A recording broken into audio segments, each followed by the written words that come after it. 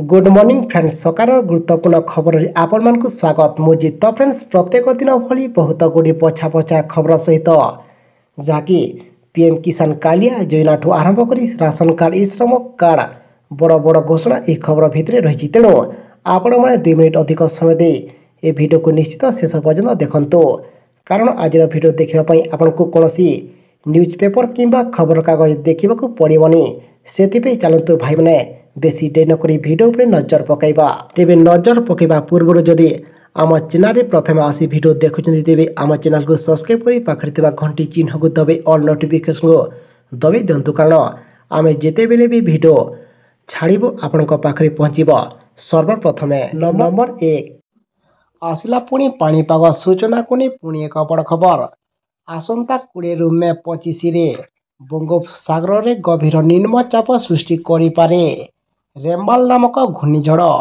जो तत्पर पश्चिमबंग दीघा समुद्र प्रशासन कालबैशाखी प्रभाव में वर्षा लग रही सप्ताह है तापमात्रा सामान्य ह्रास पाई आसंता 2 दिन मध्य केतेक स्थान में कालबैशाखी प्रभाव में वर्षा हो पारे एवं अन्यपटे पाणीपाग विभाग आकलन अनुसार मे 20 ରୁ 25 भितर बंगोपसागर में गभीर निम्नचाप सृष्टि करिछि घूर्णिझड़ ये घूर्णिझड़ नाम दिया रेमाल रेमाल घूर्णिझड़ सृष्टि को नहीं ओडिशा एवं पश्चिमबंग सीमांत अंचल दीघा समुद्र प्रशासन पक्षर तत्परता देखा दीघा प्रशासन एवं पुलिस दीघा समुद्र न्यू दीघा समुद्र शंकरपुर एवं खासकर मोहना समुद्र कूल अंचल को यह नजर रे रखा दीघा समुद्र रे ढेउ एवं लहड़ी उच्चता बेसी हेले पर्यटकों को दीघा समुद्र स्नान करने बंद करिपारंती बोली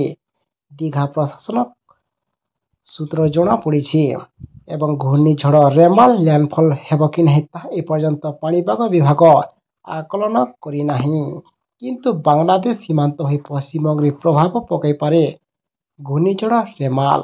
परवर्ती खबर आज भुवनेश्वर रोड शो करेंगे जेपी नड्डा आज भुवनेश्वर रोड शो करेंगे बीजेपी राष्ट्रीय अध्यक्ष जेपी नड्डा मौसी माँ मंदिर ठार आरंभ हुई लिंगराज मंदिर जाए यही रोड शो हेब नड्डा 2 दिन ओडिशा गस्त आसुवा बेले गतकाली संध्यार भुवनेश्वर पहुंची यापर से एक होटेल बीजेपी महिला मोर्चार एक बैठक में जोग देथिले एवं सेहीपरि आज एवं आसंता काली रे राज्यर 3 राज्यर मुख्यमंत्री ओडिशा रे प्रचार करेंगे आज आसाम मुख्यमंत्री हेमंत बिश्व शर्मा ब्रजराजनगर बणई और ताबिरा जटनी रे सभा करेंगे से दिन छत्तीसगढ़ मुख्यमंत्री विष्णुदेव साय तलसरा विजयपुर वीर महाराजपुर सभा करेंगे एवं 17 तारीख में हेमंत बिश्व शर्मा कवि सूर्यनगर कंटाबांजी लोईसिंगा सत्यवादी पिपिली समावेश करेंगे सेहीपरि विष्णुदेव साय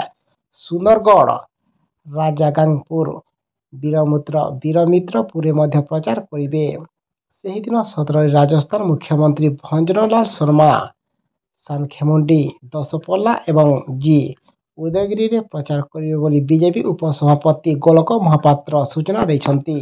परवर्ती खबर एणिकी समस्त श्रीमंदिर भक्तों आसला ए खुशी खबर आस्कार नवीन सरकार उपरे बर्षिले अमित शाह सीधा सीधा राज्य सरकार को टार्गेट करिसंती तेबे बुधवार आस्कार बीजेपी चाणक्य अमित शाह निर्वाचनी सभा करने सह पद्म फूल भोट देवा अपील करिसंती एवं कहिसंती जे जदि बीजेपी सरकार आसिले खोलिबो श्रीमंदिर 4 द्वार बोली से सूचना प्रदान करिसंती।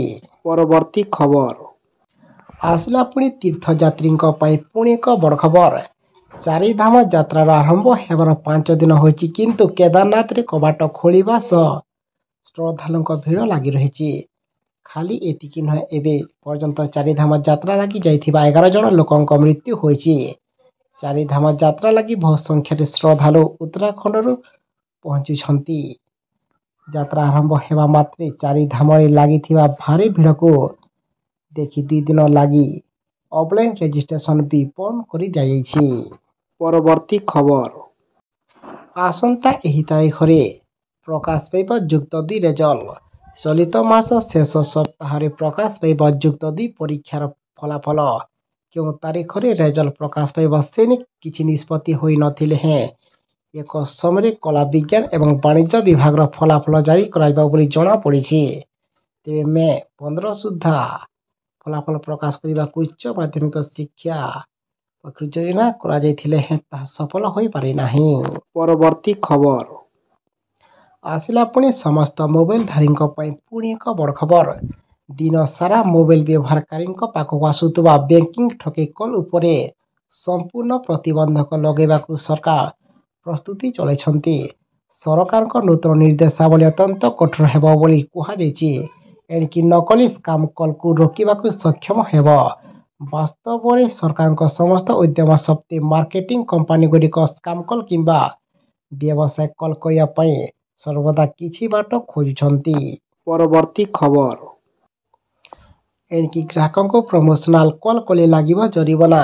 ଅନେକ ସମୟରେ ଅଜଣା ନମ୍ବରରୁ ଆସୁଥିବା କଲ୍ ରିସିଭ୍ କରିବା ପରେ ଜଣାପଡ଼େ କି ତାହା ପ୍ରମୋସନାଲ କଲ୍। ସମସ୍ୟା ତ ସେତେବେଳେ ହୁଏ ଯେତେବେଳେ ଆପଣ କୌଣସି ଜରୁରୀ କାମ କରୁଥିବେ ତାହା ଡ୍ରାଇଭ୍ କରିଥିବେ। ଏବେ ସବସ୍କ୍ରାଇବରମାନଙ୍କୁ ପ୍ରମୋସନାଲ କଲ୍ରୁ ମୁକ୍ତି ଦେବା ପାଇଁ ସରକାର ପକ୍ଷରୁ ଜରୁରୀ ପଦକ୍ଷେପ ନିଆଯାଇଛି। ଟେଲିକମ୍ ରେଗୁଲେଟରୀ କିମ୍ବା ଅପରେଟରଙ୍କୁ କୁହାଯାଇଛି କି ଚଳିତ ମାସ ଶେଷ ସୁଦ୍ଧା ପ୍ରମୋସନାଲ କଲ୍ରେ ଲଗାମ ଲଗାଯାଉ ଏବଂ ନିର୍ଦ୍ଦେଶରେ ପାଳନ ନ କଲେ ବଡ଼ ପରିମାଣର ଜରିମାନା ଲଗାଯିବ ବୋଲି ସୂଚନା ପ୍ରଦାନ କରାଯାଇଛି। ପରବର୍ତ୍ତୀ ଖବର ଏବେ ସବୁ ପିଲାଙ୍କର ରହିବ ଆଧାର କାର୍ଡ। ସମସ୍ତ ସରକାରୀ ବା ବେସରକାରୀ ବିଦ୍ୟାଳୟରେ ପଢ଼ୁଥିବା ପ୍ରଥମରୁ +2 ଶ୍ରେଣୀର ପିଲାଙ୍କ ପାଇଁ ଆଧାର କାର୍ଡ ଏଣିକି ବାଧ୍ୟତାମୂଳକ କରାଯାଇଛି। ସ୍କୁଲରେ ନାମ ଲେଖା ପାଇଁ ପିଲାଙ୍କର ଆଧାର କାର୍ଡ ତିଆରି କରିବା କାମ ଆରମ୍ଭ ହୋଇଛି। ପରବର୍ତ୍ତୀ ଖବର ଏଣିକି ଦୈନିକ 2ଟି ଶ୍ରେଣୀରେ ପଢ଼ାଇବେ ପ୍ରଧାନ ଶିକ୍ଷକ। ରାଜ୍ୟ ବିଦ୍ୟାଳୟ ଏବଂ ଗଣଶିକ୍ଷା ବିଭାଗ ଅଧୀନରେ ଥିବା ବିଦ୍ୟାଳୟରେ ସବୁ ପ୍ରଧାନ ଶିକ୍ଷକ ଏବଂ ପ୍ରଧାନ ଶିକ୍ଷୟିତ୍ରୀ ପାଠ ପଢ଼ାଉନାହାନ୍ତି।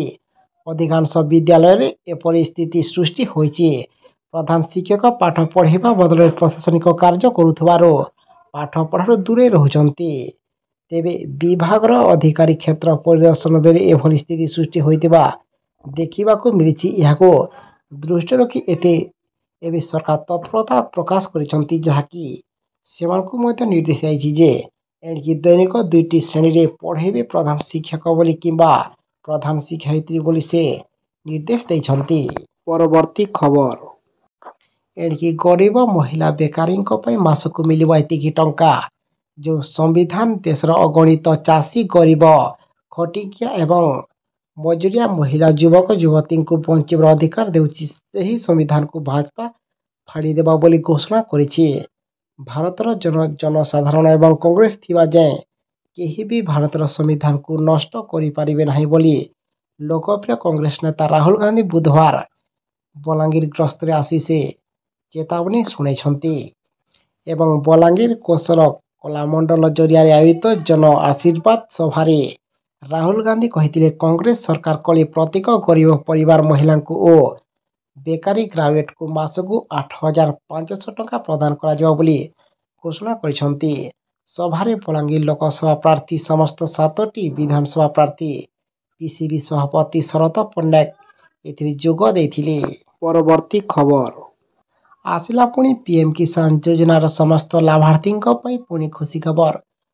ଭାରତରେ ପିଏମ କିଷାନ ଯୋଜନାରେ ଲାଭ ଉଠାଉଥିବା କୃଷକମାନେ ଏବେ 17ତମ କିସ୍ତି ପାଇଁ ଉତ୍ସାହୀତ ସହିତ ଅପେକ୍ଷା କରିଛନ୍ତି।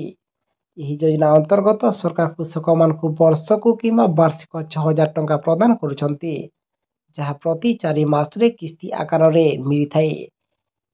ଏବେ ଏହି ଯୋଜନାରେ 17ତମ କିସ୍ତି ମିଳିବାକୁ ଯାଉଛି ଏବଂ ଏହା ସିଧାସଳଖ କୃଷକମାନଙ୍କ ବ୍ୟାଙ୍କ ଖାତାକୁ ପଠାଯାଉଛି, ଯାହାକି ଏହି ଯୋଜନାକୁ ଦୃଷ୍ଟିରେ ରଖି ସରକାର ଯଥା ଶୀଘ୍ର ଏଥିରେ ପରବର୍ତ୍ତୀ କିସ୍ତି ଟଙ୍କା କିମ୍ବା ନିର୍ବାଚନକୁ ଦୃଷ୍ଟିରେ ରଖି କିମ୍ବା ସମସ୍ତ ଭୋଟରକୁ ଆକୃଷ୍ଟ କରିବା ପାଇଁ ପୁଣି ପରବର୍ତ୍ତୀ କିସ୍ତି ଟଙ୍କା ଦେବା ପାଇଁ ବିଚାର କରୁଛନ୍ତି, ଯାହାକି ଯଥାଶୀଘ୍ର ଏହି ଯୋଜନା ମାଧ୍ୟମରେ ଟଙ୍କା ମିଳିବାଟା ସୂଚନା ରହିଛି। ସେଥିପାଇଁ ଆମେ ଆପଣଙ୍କୁ ଅନୁରୋଧ କରୁଛୁ କି ଆପଣମାନେ ଆମ ସହ ସଦା ସର୍ବଦା ଯୋଡ଼ି ହୋଇ ରହିଥାନ୍ତୁ, କାହିଁକି ନା ଯେଉଁଦିନ ସରକାର ଟଙ୍କା ଦେବାଟା ଘୋଷଣା କରିବେ ଆମେ ଆପଣଙ୍କୁ ଆଉ ଗୋଟେ ଭିଡ଼ିଓ ମାଧ୍ୟମରେ ଆମ ଏହି ଚ୍ୟାନେଲ ମାଧ୍ୟମରେ ଆମେ ଆପଣଙ୍କୁ ଜଣାଇଦେବୁ। ତାକୁ ଦେଖି ଆପଣମାନେ କନଫର୍ମ ହୋଇଯିବେ।